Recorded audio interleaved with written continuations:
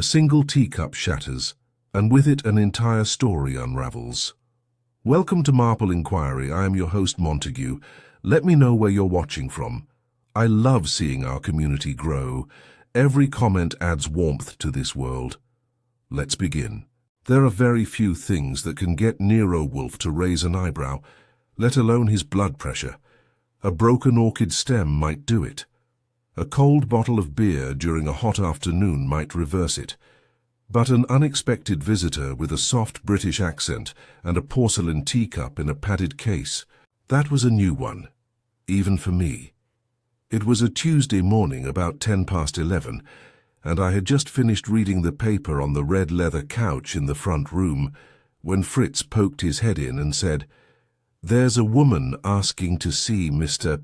Wolfe. She brought a teacup." "A what?" I asked. Fritz shrugged as if hoping the word might make more sense coming from me. I glanced toward the dining room where Wolfe was undoubtedly already eyeballing the clock, waiting for the minute. Hand to slide toward 12. Disruptions before lunch are like surprises in a tax audit. Dangerous and best avoided. "She say what she wants?" I asked. "She says it's about a balance being upset," Fritz replied, "and that she was told Mr. Wolfe is a man who understands." Imbalance. That sounded like enough nonsense to be interesting. "All right, bring her in." She came in with the kind of grace that either meant she had money, practice, or both. Early 40s, navy blue coat dress with a silk scarf knotted like a noose under her chin, and a padded square case in her hands, the kind you'd expect to hold diplomatic papers, or something you didn't want shaken. She sat on the edge of the client chair like someone who'd memorized the price of everything in the room and found it unreasonably high. "I was told Mr. Wolfe does not receive without an appointment," she said, "but I was also told he might make an exception for imbalance. Depends on what kind of scale you're tipping, ma'am. Legal, culinary, or criminal," I replied. "Start with your name." "Dr. Rosalind Dearborn. I'm a curator at the Eddington Museum of Ceramics." That alone would have been enough to put Wolfe in a coma, but she placed the padded case gently on the edge of my desk and flicked it open. Inside sat a solitary teacup, bone china delicately painted with a garland of violets and thin enough to see light through. "Lovely," I said. "You collect dainty items that can't be run through the dishwasher." She didn't blink. This teacup was part of a balance scale displayed in a private exhibit for precisely 13 hours before it was discovered that the weight distribution had been tampered with. The scale tipped during the curator's reception. It spilled, it cracked. The donor saw it happen. Terrible. I leaned back. But unless that donor was balancing it on someone's head at the time, I'm not seeing where Mr. Wolfe enters. Her voice dropped. "The scale wasn't supposed to tip, Mr. Goodwin. It was engineered to demonstrate perfect equilibrium using priceless ceramic artifacts. The configuration had been tested multiple times. Someone wanted it to tip. They made it tip. That got my attention," she continued. "The piece was on loan from a private collector, Bartholomew Voss, a man with more lawyers than friends. The incident caused a scene. Accusations, threats, even a sudden withdrawal of funding for our upcoming Chinese porcelain exhibit. But it wasn't the damage that prompted me to come here." She slid a folded envelope from her handbag. "This note was left under my office door 2 days later." I took it. The paper was thick, the kind rich people use when they want to seem restrained. The message was typed, blocky and stark. "You'll find the real weight imbalance was never on the scale. A collector who balances more than tea." I raised an eyebrow. "So someone's playing riddles in a china shop?" She nodded.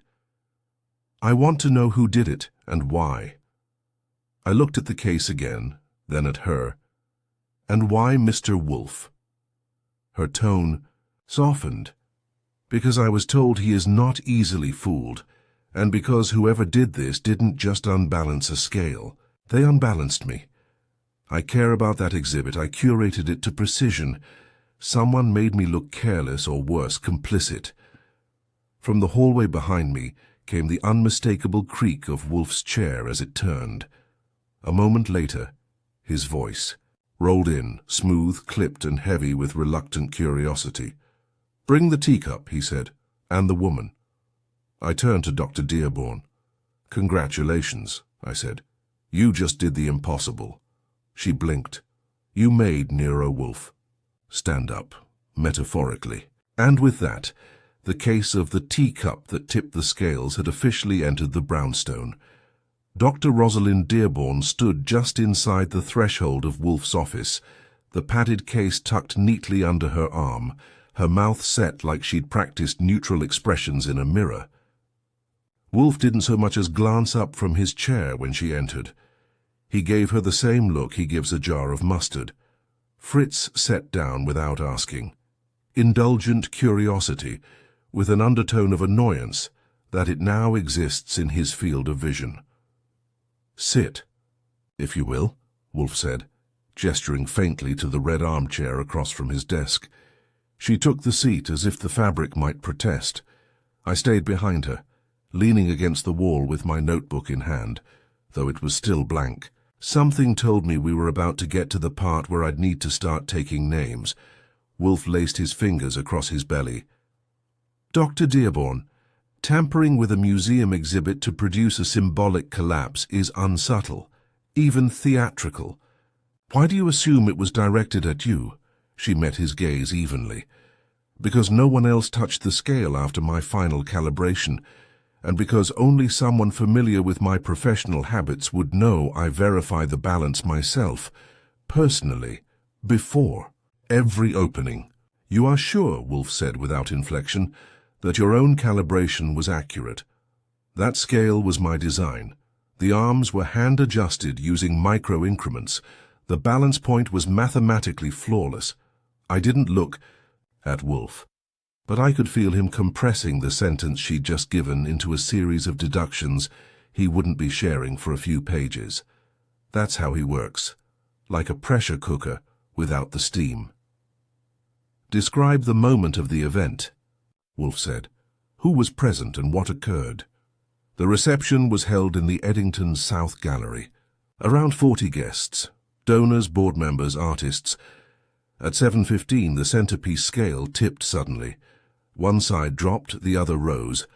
The teacup," she opened the case slightly and nodded to it, "slid across and cracked against the arm. It didn't shatter, thankfully, but the damage was visible. It was a calculated moment." "How so?" There was a ripple in the crowd. Some gasped, some laughed. Mr. Voss, he owns the collection that includes the teacup, became visibly upset, said the gesture was deliberate sabotage masquerading as symbolism. Then he left. Within 24 hours he'd pulled all his promised support for the museum's restoration project. And the note, 2 days later, slipped under my door after hours. Wolfe closed his eyes. "Describe Mr. Voss." "Bartholomew. Voss is 72, extremely wealthy, opinionated, and delights in telling people he owns more Ming Dynasty bowls than the emperor ever did.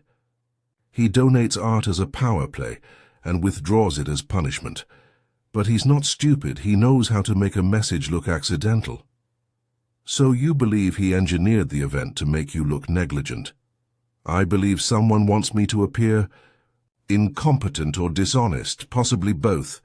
And yet you called it a performance." Wolfe opened his eyes again. "You believe the teacup incident was staged for an audience?" "Of course. That's why I'm here." At that moment, the doorbell rang. Fritz, ever the sentinel, was already moving by the time the second chime sounded. A minute later, he opened the office door with the caution of someone who doesn't like being used as a shield. "Mr. Bartholomew Voss," he announced, then vanished, quick as steam. The man who entered wore a checked overcoat of exaggerated fashion and a scowl that might have been surgically implanted. White-haired but vigorous, Voss walked like someone who owned every surface his shoes touched and might sue if they creaked. His gaze locked on Dr. Dearborn immediately. "So," he said, "this is where you've crawled to. Wolfe did not. Rise did not blink. You are interrupting. I'm correcting. Voss pointed a folded handkerchief in her direction. This woman ruined an irreplaceable antique, publicly, and now seeks to weaponize your reputation for her own restitution. Dr. Dearborn stood abruptly. That's not true, and you know it. Wolfe's voice cut through like chilled vinegar. Sit, both of you. There was no thunder, no raised tone, just a heavy certainty that made Voss hesitate mid-rant. After a tense pause, he complied, though he sat like the chair might be infected. I don't know what lies she's fed you, Voss growled, but I'll not have my name attached to this disgrace. The scale was compromised. That's a fact. But whether through negligence or malice, that is the only question. No, Wolfe said. That is your assertion. The question, as I see it, is who benefits from the appearance of failure, hers or yours? Voss's lips thinned. I've nothing to gain from embarrassment. You withdrew funding. To protect my legacy from incompetence, Wolfe sighed. Pfui. Either the failure reflects your discernment, your judgment in associating with a curator who mishandles porcelain, or the sabotage was your own, designed to damage her credibility. Either way, the result is narrative control. I don't have time for this, Voss snapped, reaching for his coat. You made time to come, Wolfe replied evenly, which is more than a curiosity. Voss froze. Then, without another word, he swept from the room, the scent of his aftershave, hovering behind like the tail of a skunk. Dr. Dearborn stared at the closed door, her fingers tight around the case. Wolfe turned his gaze on me. Archie. Yes, sir. You will begin with the museum staff. The curator's assistants, exhibit designers, security personnel, anyone with access to the South Gallery before the event. Discreetly, if you can manage it. I always manage it. Anything else? Speak with the board members present that evening. There is no sabotage without an intended audience. I made a note. Shall I also ask who brought the cookies? He ignored me. Dr. Dearborn stood. I'll provide a list of all attendees and copies of our event logs. I want this resolved, Mr. Wolfe. Quietly, if possible. Wolfe inclined his head. The scale tipped, but not the balance, not yet. As she left, I looked at the teacup still sitting quietly on Wolfe's desk, its crack a delicate scar. Well, I said, I suppose I'll go talk to some people about a party where porcelain fell and tempers rose. Wolfe muttered, See that you do, and Archie, yes? Observe them as you would observe a scale. When one side drops, the other has risen. The first thing I learned about the Eddington Museum of Ceramics was that it took itself seriously enough to make even Wolfe look modest by comparison. I showed up mid-afternoon under the guise of a private collector's assistant, Mr. Wolfe having decided that professional busybody might raise eyebrows, and the receptionist directed me to a woman named Cynthia Brill, the museum's assistant. Curator. Cynthia was 30, intense, and wore her cardigan like a badge of academic sacrifice. She had an armful of printouts, a pen tucked behind her ear, and a way of answering questions that made it sound like you just interrupted something a lot more important. I introduced myself as Archie Goodwin, freelance investigator, my usual blend of vague and polite, and told her I was helping Dr. Dearborn look into the unfortunate incident with the balance scale. Her expression froze for a split second. I thought she was handling that internally. She is, I'm the internal. You mind answering a few questions? She hesitated, then nodded and gestured to a side corridor. Let's talk in the archives. No one ever bothers us in there. The archives smelled like climate control and old paper. There was a long table surrounded by cabinets and a few framed posters showing pots, bowls, and other breakable tax write-offs. I'm assuming you were at the reception, I asked, settling into a chair. Of course. I helped set up the display. I even checked the final placement of the balance scale the night before. Did you touch the scale the day of the event? She frowned. No. Rosalind handled the final calibration herself. She always does. It's her signature. Anyone else near it that day? Maintenance, security, an overenthusiastic donor? No one touched that scale, she said too fast. Then, catching herself, she added, well, at least no one should. Have? But someone could have. Cynthia gave a tired shrug. People circulate. There's always background traffic before an opening. Florists, caterers, delivery people. But tampering with the exhibit? That would take guts and access. Guts and access, I echoed. That narrows it to Staff and Voss, I'm guessing? Her mouth tightened at the name. Voss thinks he owns everything his money touches. He gave us the collection on loan, but he acted like we were the ones lucky to have the privilege of storing it. Would he have a reason to want the exhibit? To fail? She hesitated. Rosalind and he didn't get along. He wanted her to feature his full collection, and she only selected a few pieces. He called it an insult to his curation, said she was making a political statement by excluding the more ostentatious items. Isn't that her job? She thought so. Voss didn't, and he made sure people knew it. I filed that away. Who else had a horse in the race? Anyone? On staff competing with Dearborn? Anyone hoping she'd slip up? Cynthia gave a small laugh. You don't spend 5 years in a museum without stepping on toes. Rosalind's focused, controlling, brilliant, and not particularly social. Some board members think she's too modern, some junior curators think she's too precise, and some people, I imagine, would like her out of the way. And would someone send a note like this? I passed her a copy of the message Rosalind had received. Cynthia scanned it, her brows knitting. I didn't know she got a note. You do now, any guesses? She hesitated, eyes flicking back and forth across the page. It's vague. It could be someone mocking her, or it could be someone who knows exactly what happened and is playing games. Got anyone in mind who likes games? She stood. If I did, I wouldn't say it in here. I stood too. You've been helpful, Cynthia. If something comes to mind, a name, a detail, even a funny feeling, you call me. She nodded once and walked me out without saying another word. I took a few laps through the South Gallery before I left, nodding at displays, and pretending to understand the difference between Tang Dynasty and Restoration-era glaze work. The balance scale was gone, removed for restoration and reassessment, which sounded like PR speak for, we have no idea what happened and don't want to talk about it. But I did find one thing. A maintenance log posted discreetly near the emergency exit. It listed a technician named Anton Sato as having signed in 2 hours before the reception for HVAC calibration. I jotted that down and made my next stop the security office, where I made friendly noises about helping Dr. Dearborn with the timeline and flashed a smile that's gotten me out of speeding tickets and into locked offices. After some moderate charm and a white lie about liability insurance, they agreed to show me camera footage from the day of the event.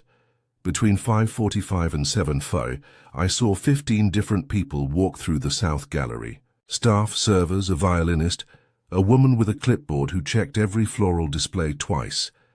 And then at 6:32, a slender man in a uniform paused in front of the balance scale with what looked like a cloth bag. He leaned forward slightly, adjusted something near the base and walked off.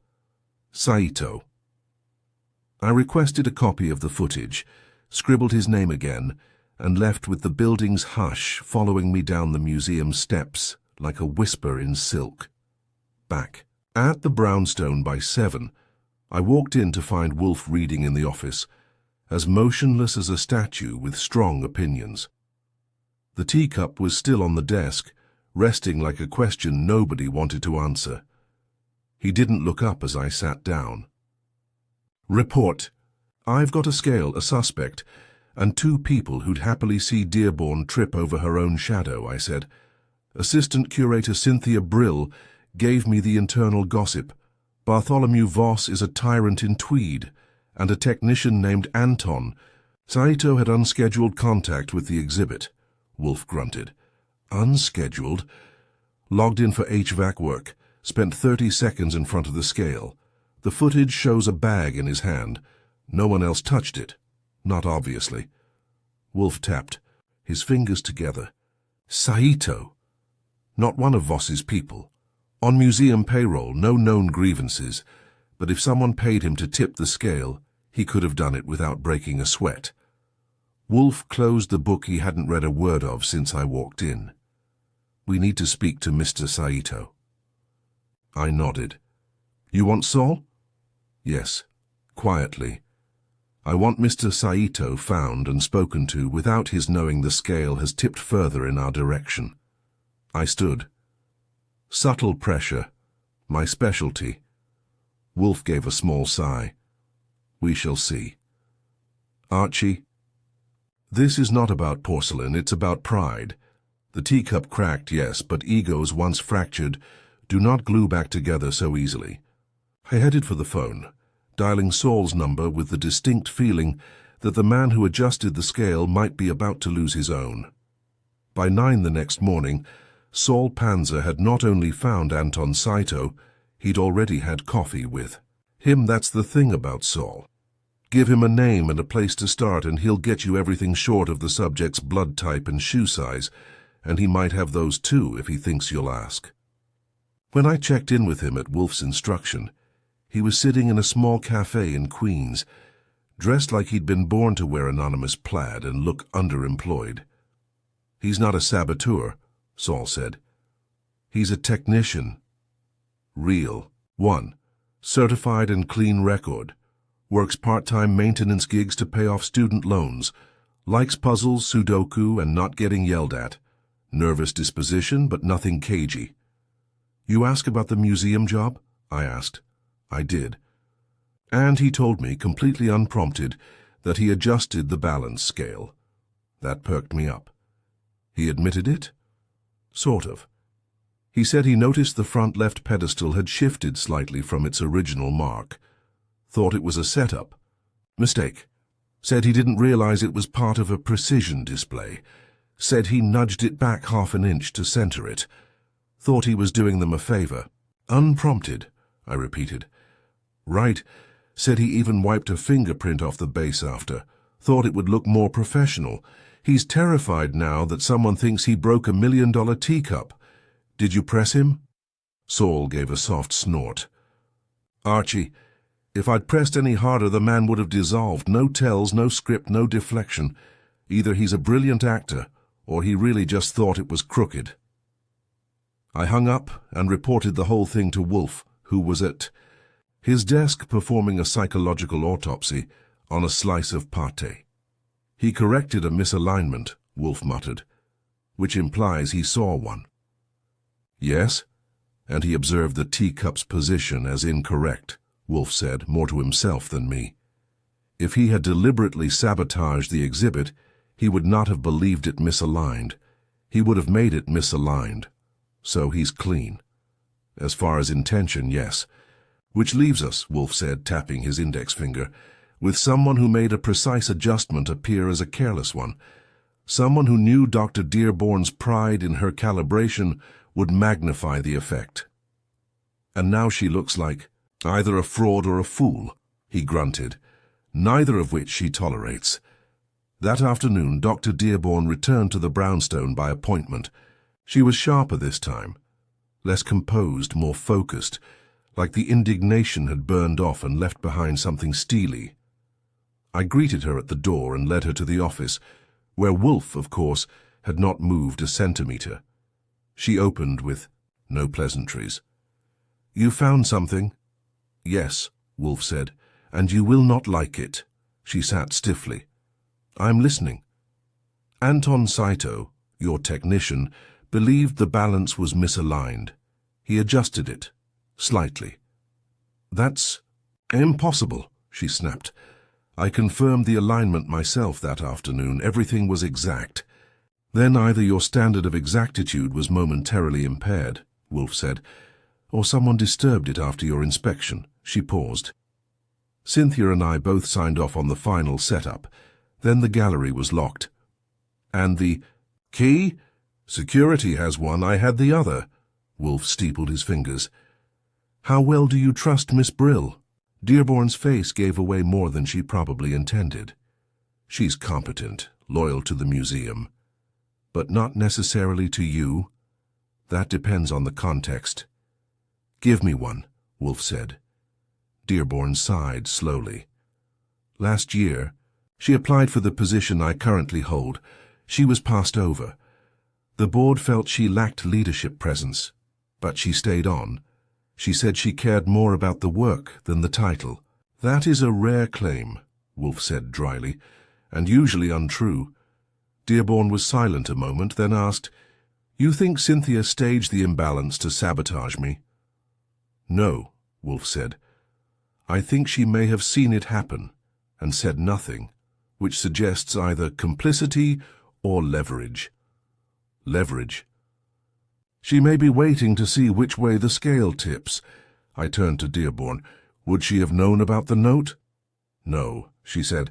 I told no one except you and Mr. Wolfe. Wolfe sat up slightly. For him, that was equivalent to someone else ringing a fire bell. If no one else knew about the note, he said slowly, then its arrival was not to cast public suspicion. It was meant for you, specifically, to create a private imbalance to make you uncertain. I wasn't uncertain, she snapped. No? Wolfe tilted his head. You came to me. She stiffened. I broke in. Who's your contact with the museum board?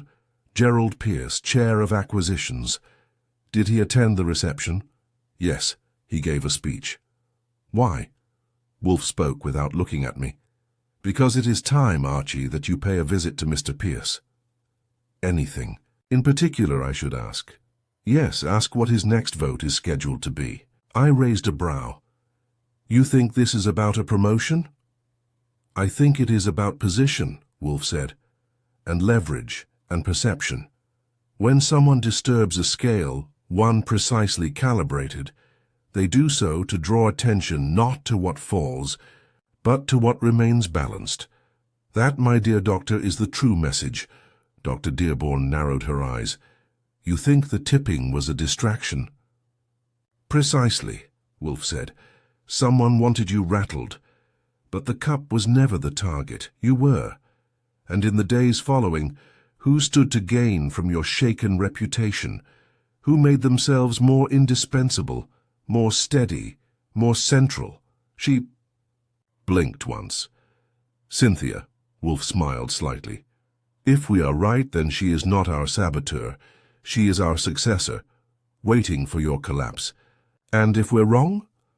Then she is merely fortunate, he said, and I do not believe in fortune. After she left, I put in a call to Gerald Pierce. He agreed to meet the next morning. I booked a lunch at the club where board members liked to pretend they were old money aristocrats instead of ceramics donors with mild golf habits. Wolfe didn't speak for a long time after I hung up. Finally, he murmured, Balance, Archie, is not a fixed point. It is tension suspended. All it takes is one finger delicately placed to make everything appear unstable. I looked at the cracked teacup still on the desk. You think we've found the finger? Wolfe closed his eyes. No, but I believe we've seen its shadow. The club where Gerald Pierce agreed to meet me was one of those places where the furniture had its own insurance policy, and every waiter looked like he'd been trained by MI6. Walnut paneling, oil portraits of forgotten founders, and an atmosphere so hushed I half expected to be fined for breathing too hard. Pierce arrived 7 minutes late, which told me he was just important enough to believe punctuality was optional, but not so important he could make me wait indefinitely. He was tall, lean, and looked like he'd been assembled from a catalogue of distinguished but not intimidating. Salt and pepper hair combed with surgical precision, a perfectly knotted tie, and cufflinks in the shape of Corinthian columns. He shook my hand with practiced warmth. Mr. Goodwin. Always a pleasure to support Dr. Dearborn, however I can. Sat at a corner table with a view of the courtyard and a sense of discretion so thick you could bottle it. I ordered a club soda. He went for a scotch, neat. I started light. You were at the museum the night the exhibit tipped. Yes, he said, with the barest trace of a sigh. Quite the debacle. A real shame. The press had a field day, though thankfully we kept them out of the gallery. I heard you gave a speech. Opening remarks, yes. Standard praise and donor roll call. I included a personal note about the importance of balance, actually. Funny in retrospect. Balance seems to be a recurring theme. He raised an eyebrow. Is this a philosophical inquiry or an investigation? Why not both? I leaned forward slightly. Do you think it was sabotage? I think, he said, sipping his scotch, that something went wrong. As to intent, well, that's the real currency in these matters, isn't it? Motive is more elusive than means. I smiled. You sound like you've been reading detective fiction. He gave a dry chuckle. My late wife adored Agatha Christie. I absorbed a bit by osmosis. Then you know how these stories go. Someone has something to gain. Yes, Mr. Goodwin, he said, setting down his glass. But what is there to gain from humiliating a museum curator? Prestige, power. There are more direct routes. But less elegant ones, I said, especially if the goal wasn't to destroy her, just unbalance her. His smile faded, just slightly. You're quoting someone. Let's just say I work with a man who knows when a scale has been touched. He considered that, then said, Dr. Dearborn is formidable, brilliant even, but she's not always easy to work with. Does she have enemies on the board? Not. Enemies, but rivals. People who believe she's too focused on precision, too blind to politics. She protects her exhibits more fiercely than her position. And someone's using that. Perhaps, or perhaps she made a mistake. Would that help someone's case for replacing her? His eyes cooled a fraction. That's not my department. But you're the chair of acquisitions. I said, everything that goes on display runs through you. Technically, he said, but Rosalind has been largely autonomous. Until now. He didn't answer, just studied me with a calm, practiced distance. Then he said, Did she tell you about the vote? Which vote? He took his time with the answer. Next week, the board votes on the appointment of a new deputy curator of exhibitions. It's a position she requested, someone to support her growing responsibilities. And there are two candidates, Cynthia Brill and an external, hire from the San Francisco Institute. Who's ahead? Cynthia, he said, by a narrow margin. Because of the teacup? Because of the fallout, he corrected. The board wants someone who can steady things. Cynthia's presence has been reassuring. But Rosalind picked the external candidate. He didn't reply, which was as good as a yes. I leaned back. So someone wanted a nudge in Cynthia's favor. You're jumping to conclusions, he said, but not like he believed it. And frankly, it doesn't matter what I believe. The vote is secret. But you've seen how the wind is blowing. I've seen the clouds, he said. I haven't predicted the storm. I thanked him for the conversation, paid the bill despite his attempt to protest, and walked out into the spring air, wondering just how much Cynthia Brill liked tea. Back at the brownstone, Wolfe was halfway through a bowl of tripe à la mode de Caen, which meant I had 3 minutes to deliver information before he stopped listening. I gave him the rundown, Pierce's evasions, Cynthia's lead in the vote, and the quiet suggestion that her presence felt reassuring in the aftermath of Dearborn's humiliation. He chewed slowly, then said she did not need to sabotage the scale. She only needed to let someone else do it or believe someone had and appear undisturbed. A passive sabotage? No, a passive succession. But how would she know it would work? She wouldn't, he said. which makes it cleverer still. It's not certainty she needed, it was opportunity.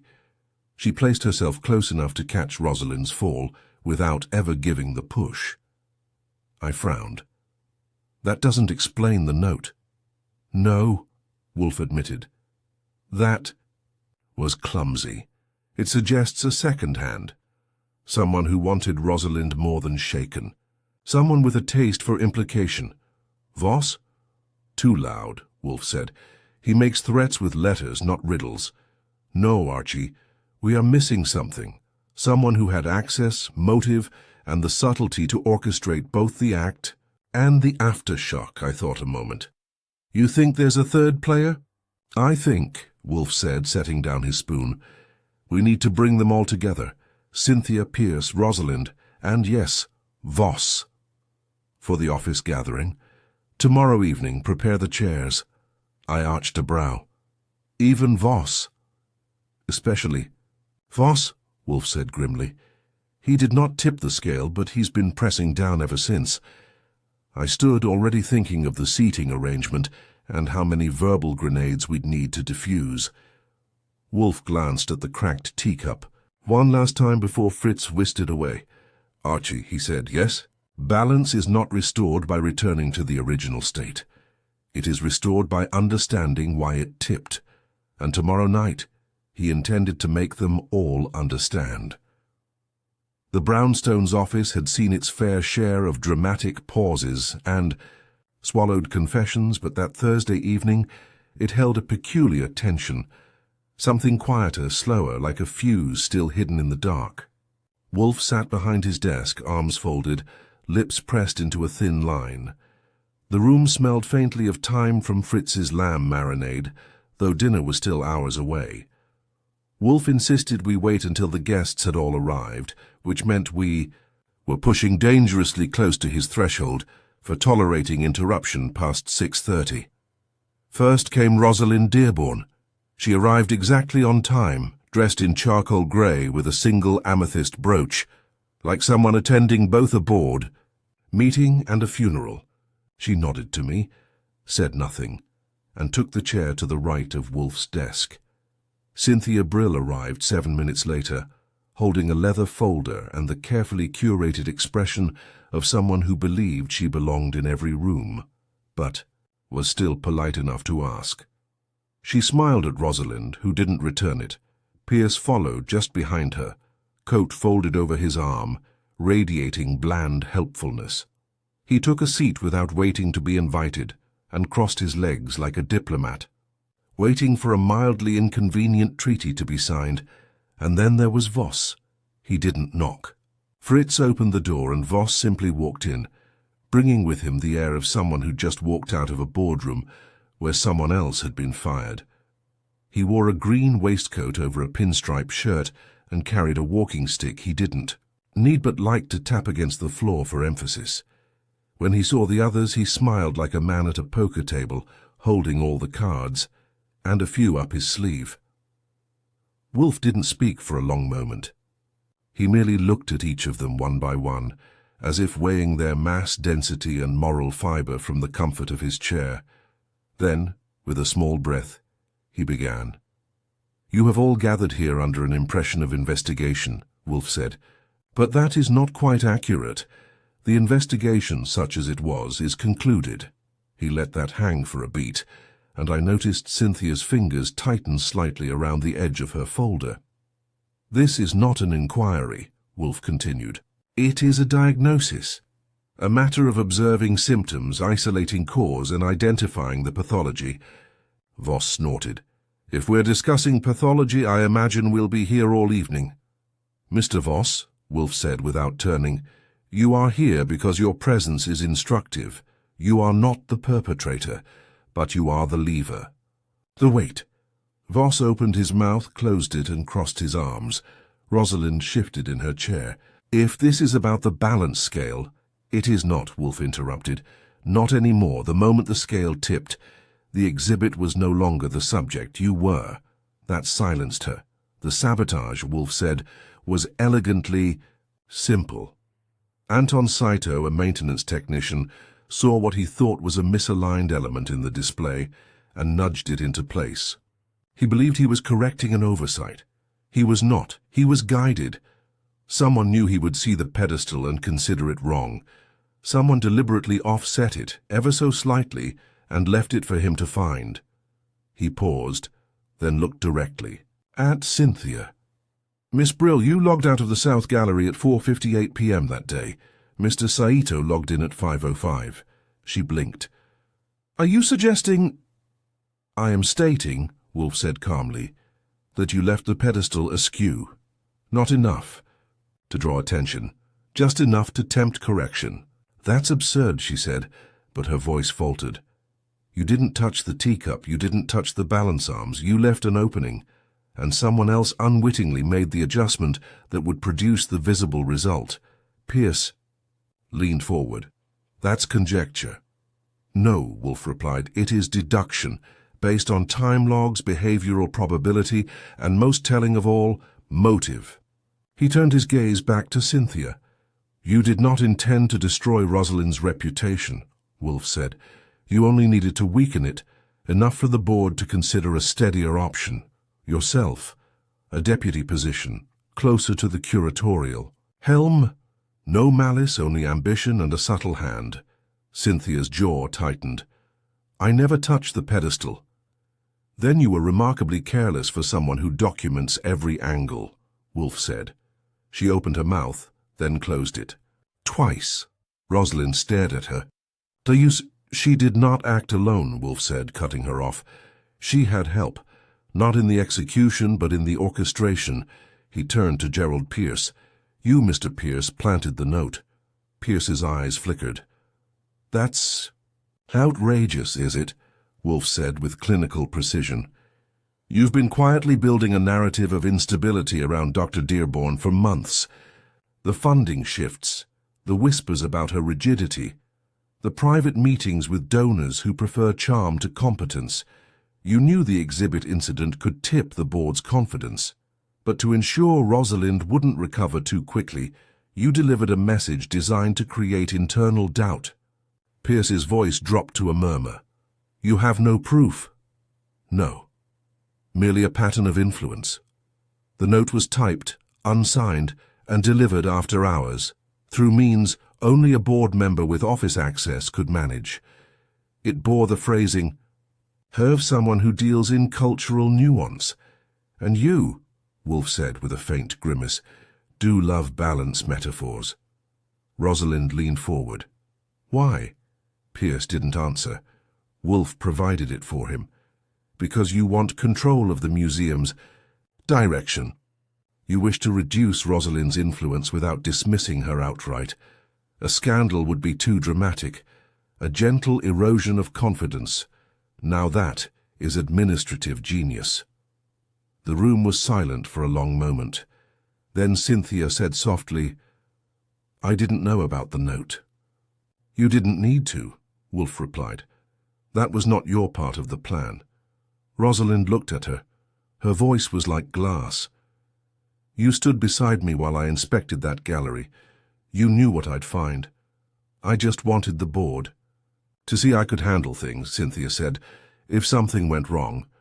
And you, Mr. Pierce," Wolfe said, "wanted to ensure something did." Voss, for once, said nothing. He simply leaned back and watched, pleased as a man who'd bet on the right horse. Rosalind rose. She looked at Cynthia, then at Pierce. "You tried to undermine me because I wouldn't let you dictate my work. That's not ambition. That's cowardice." Pierce said nothing. Cynthia looked down. Wolfe closed the file on his desk. "This matter," he said, "is now yours to resolve. Legal action, resignation, forgiveness, I care not. My role is complete." As they filed out, Cynthia pale, Pierce quiet, Voss smug, Rosalind lingered. She looked at Wolfe. "How did you know?" "I didn't," he said. "But I watched the scale. And when one side rose, I noted what had shifted underneath." She left without another word. I turned to Wolfe. "You're not going to report this?" He reached for the bell to summon Fritz. "It is not criminal," he said. It is merely human. Fritz entered. Dinner, Wolfe said, before I lose my appetite for lamb over the pettiness of museum politics. And just like that, balance was restored, at least until the next teacup tipped. The next morning started with toast, eggs, and Wolfe refusing to acknowledge that anything about the previous evening had been unusual. That's part of his routine. A crisis may unfold, reputations may crack like old porcelain, but the moment it's over, he returns to breakfast as though nothing less trivial than a draft in the conservatory ever occurred. However, wasn't done. While Wolfe occupied himself with a jar of Fritz's quince preserves, I made a few calls. Something about the way Cynthia had reacted the night before was bothering me. Not the guilt I expected, but the surprise. She had looked genuinely blindsided when Wolfe named Pierce as the author of the note. That meant one of two things. She was either a better actor than anyone gave her credit for, or there was one more layer we hadn't peeled back. And I don't like leaving layers unpeeled. That's how onions rot from the inside. By noon, I had spoken to 2 junior museum staffers who worked under Cynthia, both on temporary contracts, both chatty when offered the prospect of future references. From them I got 2 pieces of information Wolfe would have labeled circumstantial but suggestive. First, Cynthia had been uncharacteristically absent from her usual pre-opening rituals the day of the incident. Second, someone had spotted her in the South Gallery shortly after Dr. Dearborn's final inspection, just before Anton Saito's arrival. She'd claimed she was rechecking lighting cues. Lighting cues, my eye. I brought all this to Wolfe as he was sorting through seed catalogues in the plant room, which, to be clear, is the only time he allows paper mail to enter his sacred space. He listened without looking up. She didn't merely allow the sabotage, I said. She primed it. Yes, Wolfe said. You suspected, I concluded. Then why not say it outright? He turned a page delicately. Because Miss Brill already knew. I blinked. She knew she'd tampered with the pedestal? She did not tamper. She misaligned, Wolfe corrected. Subtlety, Archie. A bump, a shift, something small enough to be dismissed. She gave Saito an opportunity to act on instinct, and she did so without leaving a trace. Her genius was in plausible deniability. She still denies it. Of course, she must. She made her play and lost. I paced. But she wasn't working with Pierce, not knowingly. No, Wolfe said, and therein lies the true elegance. That stopped me. I turned to face him. You think Pierce used her? He used everyone, Wolfe said, gently setting aside a catalogue. He observed Cynthia's ambition, Rosalind's pride, Voss's ego, and Saito's conscientiousness. He needed only to nudge each into position. The scale tipped itself. I whistled. So he figured Cynthia would create the moment, Saito would trigger it, Rosalind would react, and the board would panic. Yes, that's cold. That, Wolfe said, is administration. I wasn't satisfied. What about the note? He turned to me. A flaw. Pierce's? No. Ours. I frowned. Meaning? It revealed him, Wolfe said. Had he done nothing, he might still have won. But he couldn't resist. The indulgence, the message, the metaphor. His weakness was not overreaching. It was underestimating the emotional fallout. Miss Dearborn came to us because she felt violated. That emotion is not easily dismissed, particularly in the precise. So, we caught him because he got clever. No, Wolfe said. We caught him because he got poetic. That afternoon I returned to the museum one last time. Not to poke around, not to prod suspects, but because Rosalind Dearborn had invited me. She met me in her office, now much emptier than before. The case containing the cracked teacup sat in the corner on a low table, almost forgotten. I thought you might want this, she said. Handing me a thin envelope, I opened it. A check made out to Nero Wolfe. The amount was generous, too generous. He didn't ask for a fee, I said. He never does until he's sure he can justify it. She smiled slightly. Then let him decide if it's too much. Personally, I consider it a bargain, I nodded. And what happens now? Cynthia is resigning, she said quietly. Not immediately, but soon. She understands what happened, even if she won't admit to it. And Pierce will find his influence slightly diminished. Voss and I have come to an understanding. That must have been a pleasant conversation. It was civil, she said, and short. I hesitated, then gestured to the cracked cup. Why keep it? She looked at it a long time. Because it's the only honest thing that came out of that evening. It broke. Nothing hidden about that. Unlike everything else. I left her there. The gallery quiet as a church, the teacup glowing faintly in the late sun. Back at the brownstone, Wolfe accepted the check with no comment, slipped it into a drawer, and returned to his book.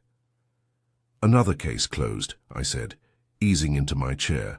You really should charge by the metaphor. He didn't respond. A moment later he said, Archie. Yes? Balance is a matter of opposition. Force against force. Pride against ambition. Control against chaos. And what tipped? This one. He looked at me finally. An idea, he said, that someone else's failure makes your ascent more righteous. It is the oldest delusion in human history. I nodded. And the cost? Wolfe opened his book again. Ask the teacup, he said. The brownstone had returned to its sacred state of peace, which is to say, silence, structure, and the soft, reverent hum of Fritz, preparing something that took 6 hours and a temperature-sensitive copper pot. Wolfe was in the plant room again, likely muttering Latin names under his breath like prayers. I was at my desk, pretending to work while mostly watching the afternoon light shift across the floor like it was on a schedule, which, knowing Fritz, it probably was. We were 2 days out from the office gathering, and I still felt like something hadn't quite settled. Cynthia Brill had resigned, gracefully, of course. A short, well-worded statement citing professional redirection, which is curator speak for, I made a mess, and I'm slipping out the side door before anyone else. Looks too closely. Gerald Pierce had taken a sudden and suspicious leave of absence. The museum board would say it was due to personal matters, but we all knew the only personal matter was his inability to resist meddling in museum politics like he was playing a very dry game of chess. Rosalind Dearborn, for her part, had stepped into the silence they left behind and filled it not with vengeance, but with precision. The exhibit reopened. The balance scale was retired from the centerpiece, replaced by a static display that no one could nudge without triggering a motion sensor and a lecture from a volunteer docent in orthopedic shoes. The cracked teacup, per Rosalind's request, was not discarded but displayed. A new plaque described it not as an accident, but a permanent reflection on fragility, equilibrium, and unseen pressures. If you ask me, it was the classiest way I've ever seen someone say, a bunch of people tried to stab me with metaphor. But the part that stuck with me came later that evening, after dinner, when Wolfe and I sat in the office, him reading, me reading him. Say it, he muttered finally, eyes never leaving the page. Say what? Whatever it is you've been pacing around mentally since you returned from the museum. I leaned back, tapped my pen. It's just, it wasn't murder. No one stole anything. There wasn't even a proper crime. But the damage, that was real. Of course it was, Wolfe said. Most damage is, tangible loss is merely the punctuation mark. The sentence itself is always emotional. Pierce nearly ruined her. He nearly unbalanced her, Wolfe corrected. He left her intact. That was the point. Why? He looked up now briefly. Because destroying someone is crude. But forcing them to second-guess themselves, That is art, and it is far more difficult to recover from. I frowned. And you're okay with letting them walk away? I did not let them walk. They simply left the theater when the curtain fell. It wasn't a satisfying answer, but it was unmistakably a Wolfe one. He closed the book on his lap. A small, precise motion, but the kind that meant he was willing to be done with ideas for the evening. His eyes landed on me. Archie, the only thing more fragile than porcelain is reputation. Once cracked, both can be restored. But the flaw remains. A line, a story, a scar. The smart ones learn to display it. You think she's smart? I think she'll survive. And survival, when done well, is its own kind of justice. I nodded slowly. And the others? Wolfe shrugged. Pierce will find some other institution to plague. Cynthia will resurface, perhaps wiser, perhaps not. Voss will continue being Voss, and Saito will never again adjust anything without a written order and 2 witnesses. I smiled at that. Still, no cops, no headlines, no courtroom. No need, Wolfe said. Truth, properly placed, is sufficient. There was a pause then, a long one. Wolfe leaned back and laced his fingers across his stomach, eyes half-lidded, somewhere between contentment and meditation. You know, I said finally, you never really explained how you knew it was Cynthia who bumped the pedestal. I did, he said calmly. You weren't listening. I was listening. Then you should remember that she signed out at 4:58 and Mr. Saito entered at 5:05. That proves timing, not guilt. No, Wolfe agreed. But ambition leaves fingerprints even when gloves are worn. She wanted to be seen as capable.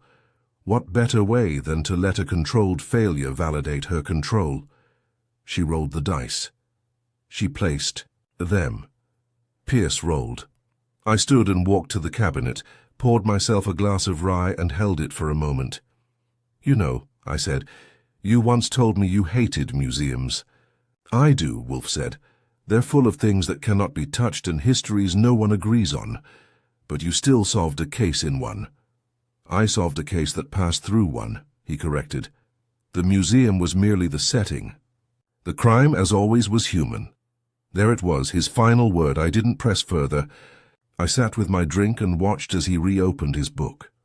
After a few minutes, Fritz entered silently with coffee and 2 small, exquisite slices of orange tart.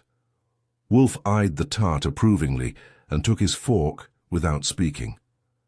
I waited for him.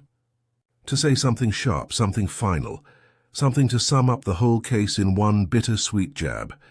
Instead, he took a bite, chewed slowly and muttered, "Too much cardamom." That was Wolfe's way of telling the world it could carry on now, and so it did. The following week passed with the quiet momentum of a case properly put to bed. For most people, that would have meant moving on. For Wolfe, it meant recalibrating the universe. The orchids resumed their central role. Fritz's soufflés rose with clockwork precision, and I returned to fielding routine calls from people who somehow believed Nero Wolfe would be interested in investigating missing cufflinks. Angry valentines, and one particularly long voicemail about a parrot that had learned to say guilty. He wasn't. What Wolfe was interested in, at least for one brief afternoon, was the package that arrived addressed to him with the Eddington Museum's embossed seal. I brought it into the office, placed it on his desk, and took the liberty of slicing the twine open. "You may proceed," he said, without looking up from a German volume on edible mosses. Inside was a smaller padded box, lavender silk lining, airtight foam cushion. In it sat the cracked teacup. A note was tucked inside, written on the museum's letterhead in Rosalind Dearborn's handwriting. "For the man who restored more than balance.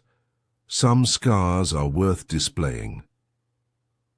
R.D. Wolfe set the book down, reached forward, and inspected the cup with a delicacy usually reserved for baked Alaska or early heirloom seed catalogues. He didn't say anything, just held it up to the light, rotated it once, twice, then placed it gently on the corner of his desk. "You going to keep it?" I asked. "I didn't throw you out," he muttered. "Why would I discard something less fragile?" "Thanks, I think." We sat for a moment in companionable silence. Then the phone rang. I picked it up with the usual chipper tone designed to keep callers from hanging up too fast. "Nero Wolfe's residence, Archie Goodwin speaking." The voice on the other end was low, clipped, and female. "This is Carla. Baines. I was told to contact Mr. Wolfe if certain conditions changed." I paused. "You'll need to be more specific." "I'm the assistant registrar at the Whitcomb Foundation," she said. "There's been a discrepancy in our artifact logs. Something minor, but I think someone's rewriting our donation history." "Donation history? Original donors, provenance trails. It's being altered, quietly, like someone's erasing their fingerprints from the past." Wolfe, who hadn't moved during the call, opened one eye and looked at me. I nodded slightly. "All right, Ms. Baines," I said. "You're in luck. I happen to know a man who likes the past just the way it is." She exhaled, and I could tell it was the first time in days she'd let herself do that. "I can be at your office in an hour," I said, "and bring a copy of everything that hasn't already disappeared." When I hung up, Wolfe was already reaching for the bell to summon Fritz. "No orchids this morning?" I asked. "They can survive without me," he said, which in Wolf-speak meant the matter had officially crossed into interesting territory. "You think it's connected?" "No," Wolfe said. "But I think balance is a motif, one that recurs when systems are threatened. By lies? By revision," he said, pushing himself upright. "A false memory is more dangerous than a lie, Archie. It reshapes not only the truth, but the framework around it." "Historical forgery," I said. "Now there's a sexy crime." Wolfe scowled. "Language." Fritz appeared in the doorway with an expression of polite expectancy. "Lunch in the office today, Fritz," Wolfe said. "Mr. Goodwin will be departing shortly." Fritz nodded and vanished without a sound, like an efficient ghost. I stood and reached for my notebook. "So this is what we're doing now? Restoring balance to the curation world, one museum at a time?" Wolfe gave the faintest shrug. "Why not? Criminals do not confine themselves to alleyways and bank vaults. Sometimes they hide behind glass displays and donor plaques." I grabbed my coat. "And they say culture is dead." Before I left, I looked again at the teacup on Wolfe's desk. Its crack ran a graceful, visible arc, one of those perfect imperfections that made the whole thing feel more real. A fracture with integrity. "You know," I said, "that thing kind of suits you." "It's cracked." "Exactly." He gave me a glance that was 80% disapproval, 20% reluctant agreement, and I left the brownstone with the sense that we'd stumbled into a new kind of work, not just chasing crooks, but chasing ghosts, the kind that wore silk gloves and spoke in gallery openings, the kind that didn't steal objects, but meaning. And Wolfe? He wouldn't chase them. That was my job. But from that chair, from behind that desk, with a cracked teacup to remind him of how easily balance breaks, he would watch. And when the time came, he'd know exactly where to press. The Whitcomb Foundation was located in a building that looked like a museum, smelled like old paper, and gave off the vibe of a place where nothing had ever been done quickly. Marble floors, velvet ropes, and an unnerving abundance of silence. I met Carla Baines in a tucked-away office on the second floor, past a security checkpoint, and a portrait of someone's 19th-century ancestor who looked like he hadn't smiled since the telegraph was invented. Carla was in her 30s, wore her anxiety like a well-pressed blouse, and had 3 neatly stacked folders waiting for me when I arrived.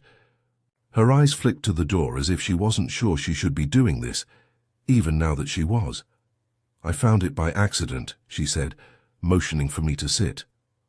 I was reviewing archival entries for a piece we're sending on loan to the British Museum, a terracotta bust from the Etruscan collection. When I cross-referenced the original donor file, it didn't match the catalogue. In what way? The bust was originally donated by Elaine Atheridge in 1963, but the current digital record lists the donor as anonymous, completely erased. And not just that file, others too. Every record tied to Atheridge has been changed. The only reason I noticed is because I'd flagged her file a few months ago for digitization and remembered the name. Could it be a clerical error? Carla looked at me like I'd insulted her grandmother. I am the clerical error buffer. That's why this matters. Someone intentionally scrubbed her from the system, someone with access to both physical archives and our database credentials. And this Elaine Atheridge. Why would someone want her erased? That's what I can't figure out, Carla said. She was one of our earliest donors, modest collection, old money, died in 1985. No controversies, no scandals, nothing. That would normally trigger a redaction, unless what she donated wasn't quite what it seemed. Carla looked up sharply. You think this is about provenance fraud? I didn't say yes, but I didn't need to. I took copies of the altered records and a list of Atheridge's contributions, promised confidentiality, and left with the feeling that we were standing at the lip of a rabbit hole someone had paved. Over in the hope no one would notice it had ever been there. Back at the brownstone, Wolfe was sipping a glass of cold sherry and tolerating a mild interruption in the form of me. She's been erased, I told him. Not moved, not misfiled, erased. Someone went in and pulled her out of the institution's memory like a loose thread, he grunted. And the database? Logged by a Foundation IT supervisor. One Matthew Cale. No obvious connections to the art world, but I can run him down. Do. And Elaine Atheridge? She lived on the Upper East Side until her death. No surviving family. Most of her estate was split between a library, a women's shelter, and the Foundation. Then, the motive is unlikely to be inheritance, Wolfe said, which leaves reputation. She's dead. Reputations are often more troublesome posthumously, Wolfe murmured, especially when they conceal something valuable or damning. I spent the next 2 days digging. Wolfe, as usual, did not leave the house. Instead, he remained in his chair surrounded by monographs on forgeries, collector correspondences, and 2 fat binders of Whitcomb Foundation board minutes going back 40 years. By the time I got back from the municipal archives, I had something. She wasn't just a donor, I said, dropping a copy of the city property rolls on Wolfe's desk. Elaine Atheridge was also a private collector. Some of her pieces were never officially entered into the Foundation catalogue because they weren't technically hers to give. Wolfe raised an eyebrow. She acquired at least 3 antiquities in the 1940s that were, let's say, questionably obtained. Wartime art. Displacement. Nothing provable, but if someone went digging, it could raise all kinds of provenance red flags. And who would care now, Wolfe asked. Apparently someone named Lucien Dore that got a flicker of Wolfe's attention. Dore is a rising star in the antiquities trade, I explained. He's been trying to position himself as a moral authority on post-war restitution. Runs a consultancy that audits museum collections for displaced or stolen artifacts. Big with the cultural ethics crowd. Phooey, Wolfe muttered. Sanctimony for hire. Maybe. But he's good at finding cracks in the porcelain, so to speak. The Whitcomb Foundation hired him 6 months ago to audit their Etruscan holdings. And, in doing so, Wolfe said slowly, he may have discovered that Atheridge's donations could tarnish the collection's legitimacy. Exactly. So what does he do? He doesn't confront. He rewrites. Gets someone inside to delete the evidence before anyone can ask questions, and preserves his reputation, Wolfe finished, by quietly cleansing the ledger. And the assistant registrar finds out, I said. So now we've got motive, method, and proximity. Wolfe nodded once, then reached for the phone. "Fritz, prepare the office. We will receive visitors." Carla Baines arrived an hour later, looking tenser than the last time but more determined. With her came a surprise. Lucien Dore himself.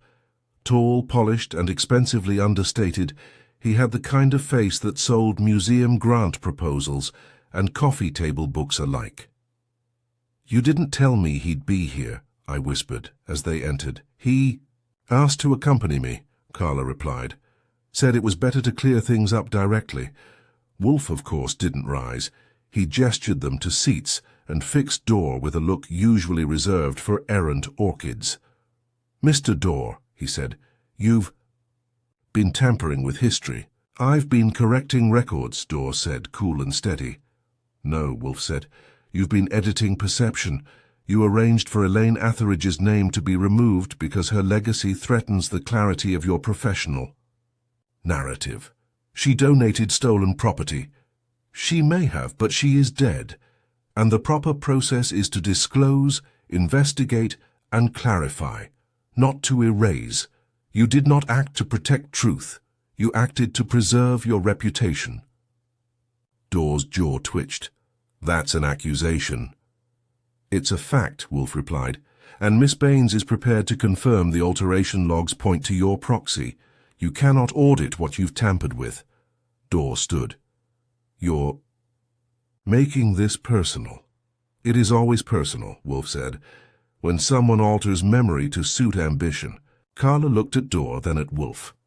"What happens now?" "You document everything," Wolfe said. "Restore the records. Publish a statement acknowledging historical ambiguities. Transparency, not erasure. That is how institutions regain trust. And if we don't?" "Then," Wolfe said, "I release a letter to the board, the press, and your funding partners outlining this conversation, the digital logs, and the attempt to conceal donor identities." Dore looked like he wanted to argue, then thought better of it. He gave a clipped nod, thanked no one, and left. Carla stayed behind. "You think this fixes anything?" "It fixes the narrative," Wolfe said. "Which in this case is the only thing that needed repair." She looked relieved and exhausted, and something else resolved. As she left, Wolfe turned to me and said, "2 museums in 1 month. I feel as though I should demand a curator's badge." "You don't leave the house." He poured himself a sherry. "Nor do the best collections." I grinned. "Case closed." He held up the cracked teacup still resting on the edge of his desk. "Some cases aren't closed, Archie. They're displayed. As reminders." "Of what?" "That what cracks may be hidden, but they are never gone." And with that he sipped his sherry, and the room once again tilted gently back into balance. Back in the brownstone, with the last file closed and the last coffee poured, things felt, well, not quite normal, but close enough for comfort. Wolfe was in his chair, the teacup back on the edge of his desk, like it had been granted permanent status among the rare and irreplaceable. I sat across from him, legs stretched, fingers laced behind my head, and no new trouble tapping at the front. Sure, we'd tied up every thread. The Whitcomb Foundation had quietly corrected their records and issued a statement that sounded like an apology without actually saying sorry. Carla Baines, now unofficially known as the woman who saved the archive from a curated amnesia, was being considered for a senior administrative role. Lucien Dore. He issued a public rebuttal so gracefully phrased, it made some people forget he'd almost erased a dead woman to preserve his own brand. But Wolfe didn't forget. He never does. "You've been brooding," he said suddenly, not looking up from his book. "Reflecting," I corrected. "I'm allowed," he grunted. "Say it." I didn't hesitate. "You ever wonder what would have happened if Carla hadn't found the discrepancy?" She did. But if she hadn't? Wolfe set the book down, face down, which meant I had his full attention now, a rare and dangerous gift. "The erasure would have held," he said calmly, "and a false version of history would have become institutional fact. That is how most lies persist, quietly, with help. That doesn't bother you? So of course it bothers me. His tone sharpened. That is why I exposed it. That is why I do not leave the house, because the world insists on replacing facts with convenience. That and the orchids, I said. He ignored that. Archie, you are fond of justice with teeth. So am I, but sometimes justice wears gloves. Soft ones. Velvet even. It must. I nodded. And balance? Wolfe's gaze drifted toward the teacup. Balance is not perfection. It is the sum of many imperfections, deliberately. Held still, I sat up. So in the end, it wasn't about theft or sabotage or even legacy. No, he said, it was about fear. I paused.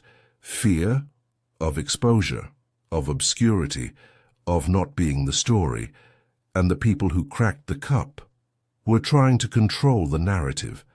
And in doing so, he said, they betrayed the one thing all narratives require, truth. The phone rang, mercifully interrupting what was about to become a full-blown monologue on epistemology. I picked up. Nero Wolfe's office. The voice on the other end was chipper, young, and clearly not aware she was calling into one of the most selective minds on the eastern seaboard. Yes, hi. I was given this number by Dr. Dearborn. I'm with the Lytton Center for Decorative Arts, and we've had a slight incident with a Fabergé egg and an argument over who actually donated it. She said you might be able to help. I glanced at Wolfe. He had already closed the book and was reaching reluctantly for his notebook. I smiled into the receiver. You're in luck. Mr. Wolfe is always interested in things that crack under pressure, and so it ends, not with a bang, not even with an arrest, but with a correction, a realignment, a cracked teacup in place of a smoking gun, and a detective whose sharpest weapon has always been knowing where to look. Case closed. Balance preserved. Wolfe at rest. At least. Until the next fracture.